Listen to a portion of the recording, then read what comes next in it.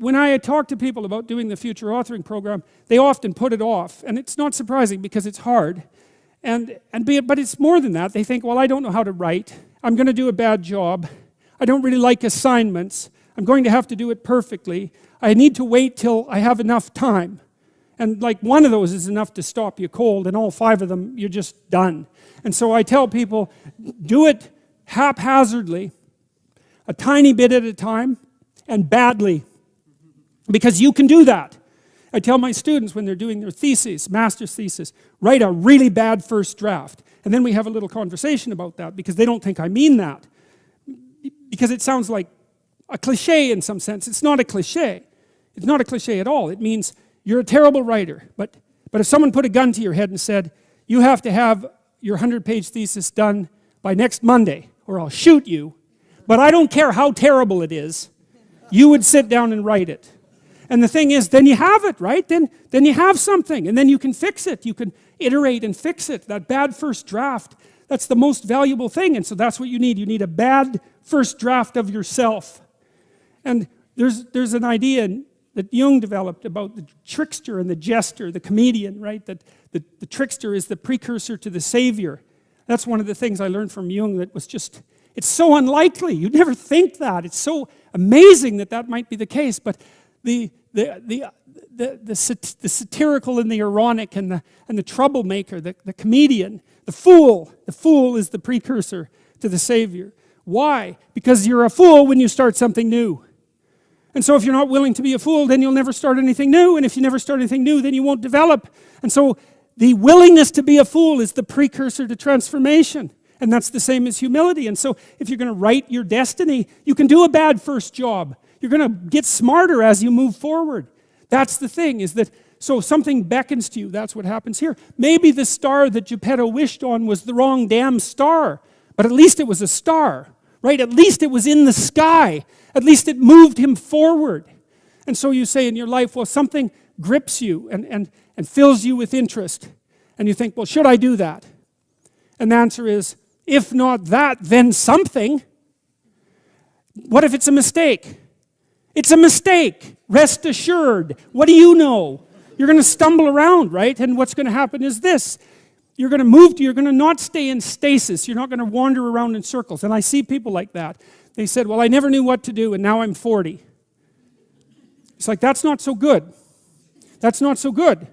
And you might say, well, and there is a literature, too, that suggests that people are a lot more unhappy when they look back on their lives about the things they didn't do than they are about the mistakes they made while they were doing things.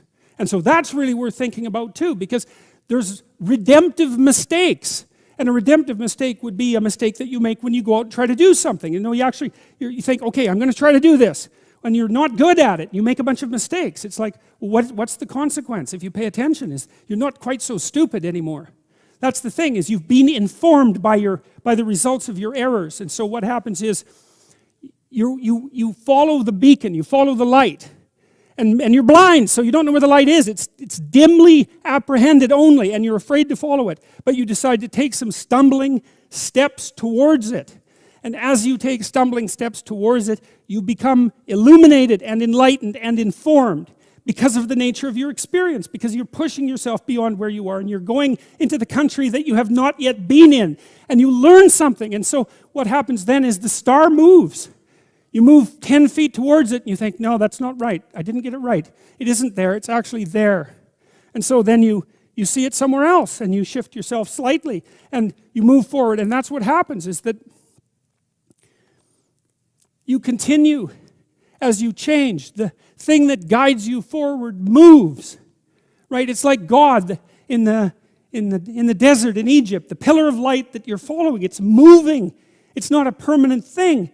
You move towards it, it moves away, it guides you forward. And so you say, well, is what I'm aiming at paradise itself? And the answer to that is no, because what do you know? You couldn't see paradise if it was right in front of you, but you might get a glimmer of it.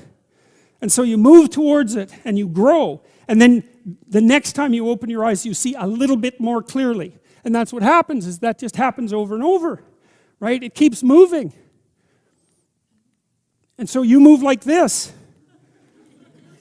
But the thing that's so cool is that all those zigs and zags, you say, and each of those zags and zigs is a catastrophe. I hit a wall, my God, and then I had to die a little bit, and I barely got back up. It's a phoenix transformation at each turn, and it's painful. But the thing is that even though you've traveled 20 miles, let's say, on that road, and you've only moved 3 miles forward, you've moved 3 miles forward instead of falling backwards, because that's the thing too, is that if you stand still, you fall backwards. You cannot stand still, because the world moves away from you if you stand still. And there's no stasis, there's only backwards. And so if you're not moving forwards, then you're moving backwards. And that's more of the underlying truth of the Matthew principle. To those who have everything, more will be given. From those who have nothing, everything will be taken. It's a warning. Do not stay in one place.